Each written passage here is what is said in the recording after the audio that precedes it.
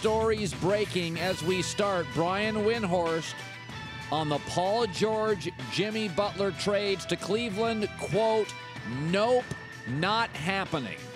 The Cavs were not generating enough trade interest in Kevin Love. So this is great, great news for the Los Angeles Lakers. The Cavs want Paul George or Jimmy Butler, but Chicago doesn't want Kevin Love, and that's their best piece. And Indianapolis doesn't want Kevin Love. They're not interested. What the Pacers want is a player and picks, and that's what the Lakers have. They now have 3 first-round picks. They're not giving up the 2 pick and shouldn't. And they have 2 later first-round picks, and they got a couple of players. Decent players, not great players. So the longer the Pacers wait, the less you get in return. That's the way it works in trades. I mean, Orlando kept waiting and waiting and waiting on Dwight Howard. You don't get anything. Sacramento kept waiting and waiting and waiting on Boogie Cousins. You don't get much in return. So the only place this really worked, in my opinion, was Cleveland anyway, because Paul George has said, I want to be a Laker. And so I think with Dan Gilbert, you'd roll the dice and say, okay, let's go Paul George, LeBron, Kyrie, Tristan, we can win a title.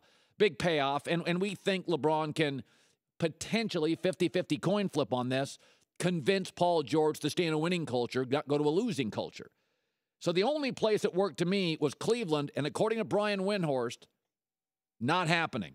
Cavs not generating enough trade interest in Kevin Love.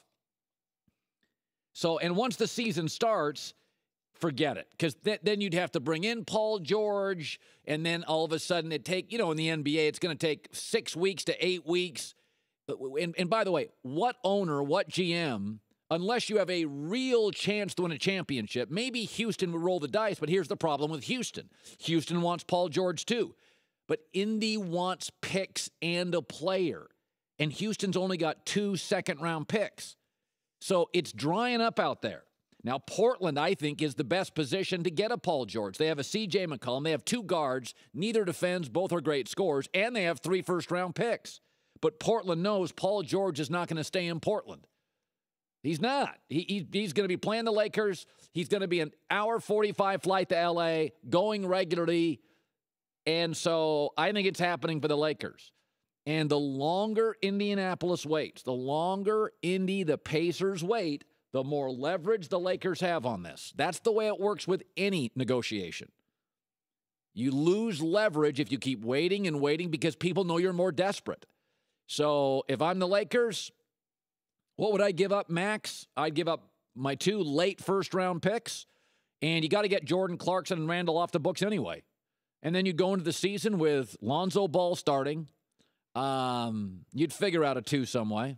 Then you'd have Brandon Ingram, Paul George, Brook Lopez at center, and a young center right behind him. You could have a big lineup. You'd have Larry Nance Jr. off the bench. I know they like him a lot. I like him a lot. There you go. So to me, unless there's something unforeseen that happens here, it is all working. A little bit of patience. Listen, I'm for patience. Boston, I'm running out of patience with their patience, but patience can be a good thing. The Lakers now, over the course of 2 days, have gone from no leverage by just being patient. The Lakers have gone from no leverage to leverage in 36 hours. Just by sitting here and waiting and being patient, the Lakers now have leverage on Paul George. Cavs don't have what they want. Houston doesn't have what they want. Portland's not going to be willing to do it. I mean, Portland's already got 2 really bad contracts and 2 guards that play the same way. They got to fix that thing. They're not going to roll the dice on Paul George. They're not going to roll the dice. I'd be surprised if I wouldn't do it if I was Portland, and I'm all for getting Paul George for a year if you can win a title.